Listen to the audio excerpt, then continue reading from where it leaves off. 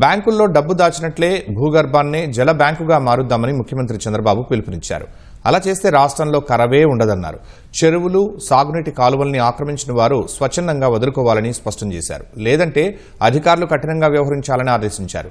2027 గోదావరి పుష్కరాల నాటికి పోలవరం పూర్తి చేస్తామని పునరుద్ఘాటించారు.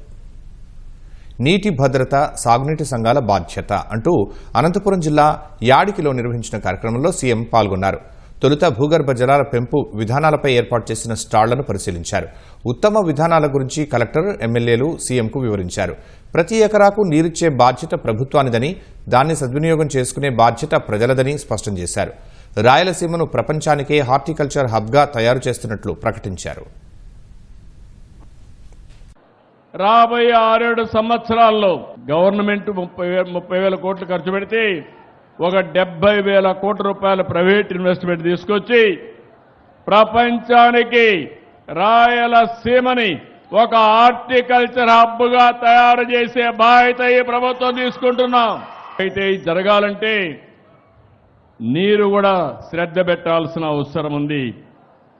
21 నెలలు 38,628 చెరువులుంటే 20,000 చెరువులు పూర్తిగా నింపగలిగాం. గత ఏడాది అయితే 10.62 మీటర్లు లోతులో ఉండే భూగర్భ జలాల్ని 8.7 మీటర్లు తగ్గించాం. అంటే 1.92 మీటర్లు భూమిలో నీరు పెరిగే పరిస్థితికి వచ్చింది. రేపు జూన్ కంతా మళ్ళా వర్షాలు వస్తాయి. డిసెంబర్ 1 కంతా వర్షాలన్నీ పూర్తి అవుతాయి. ఏదైనా ఉంటే చిన్న చిన్న రెయిన్స్ పడతాయి. ఆ సమయంలో 3 మీటర్ల కంటే తక్కువగా ఉండాలి. ఇది గాని మనం మెయింటైన్ చేయగలిగితే ఇంకా ఈ రాష్ట్రానికి నీటి ఎద్దడి ఉండదు. మొత్తం రాష్ట్రం ఒక ఖరీఫ్కి 547 టీఎంసీ కావాలి. రబీకి 343 టీఎంసీలు కావాలి.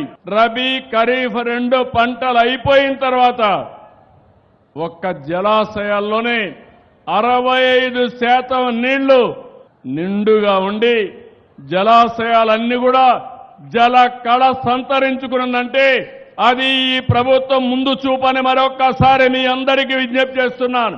మీరు ఎట్లయితే డబ్బులు బ్యాంకుల్లో పెట్టుకుంటారో మీ గ్రామాల్లో జలాన్ని భూమిలో అయినా రిజర్వాయర్ అయినా పెట్టుకోగలిగితే అదే సంపదను సృష్టిస్తుందని చెప్పి కూడా నేను మీకు తెలియజేస్తున్నా. నదుల అనుసంధానంతో రాష్ట్రానికి నీటి భద్రత కల్పిస్తామని సీఎం భరోసా ఇచ్చారు. సాగునీటి చెరువులు, కాలువలు పునరుద్ధరించే విషయంలో రాజీ పడొద్దని అధికారులకు తేల్చి చెప్పారు. నదుల అనుసంధానం జరగాలి. మోడీ గారు అడిగితే ముందు మీరు రాష్ట్రంలో చేయండి, తర్వాత దేశంలో కూడా చేస్తామని అన్నారు.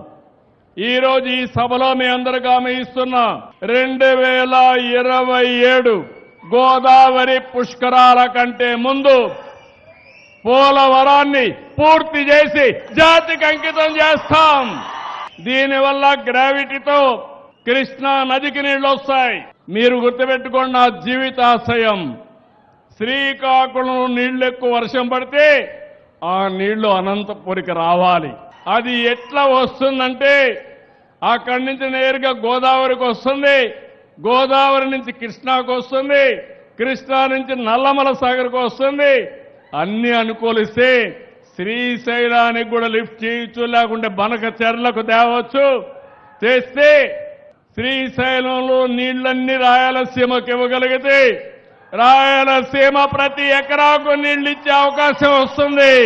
ఈ జిల్లాలో అన్ని వాగులు, వంకలు, రివర్లన్నీ కూడా అనుసంధానం చేసే బాధ్యత మీదని కలెక్టర్కి ఆదేశాలు ఇస్తున్నా. మీ ప్రాంతాల్లో అన్ని చెరువుల్ని పూడికి తీయాలి. అన్ని చెరువులకు సప్లై ఛానల్స్ అన్ని ఎవరైనా ఆక్యుపై చేసుకుంటే స్వచ్ఛందంగా వదిలిపెట్టాలి. ఒకవేళ ఎవరైనా కానీ వినకపోతే ఊర్లో ఉండే పెద్దలు నచ్చ చెప్పాలి. అప్పటికి కూడా వినకపోతే జిల్లా అడ్మినిస్ట్రేషన్ ఉంది, దీంట్లో రాజీ లేదు, రాజీ ఉండదని మరొకసారి మీ అందరికీ విజ్ఞప్తి చేస్తున్నాను.